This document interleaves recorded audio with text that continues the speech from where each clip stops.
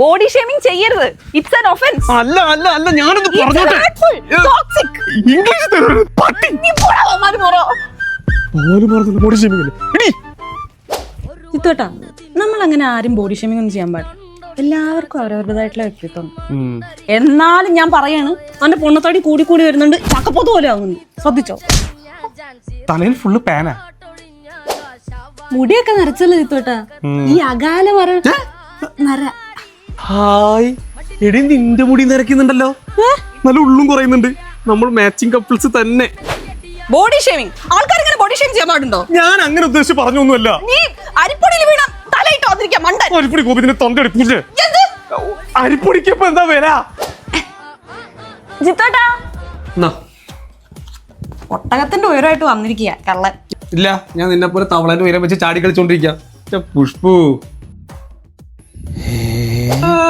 എടി പുഷ്പു, നീ എന്റെ വയറ് ടയറായെന്ന് പറഞ്ഞോ? ഞാൻ എന്തെങ്കിലും പറഞ്ഞോ? ഞാൻ ചൂടായോ? നിന്റെ ഓമന വയറ് കുറച്ച് ചാടിയെന്നല്ലേ ഞാൻ പറഞ്ഞു. ബോഡി ഷേമിംഗ് ആണ്. ഈ ഒരു കാര്യം മനസ്സിലാക്കണം, നീ ഒരു സ്ത്രീയാണ്. സ്ത്രീ അമ്മയാണ്. അമ്മ ക്ഷമയാണ്.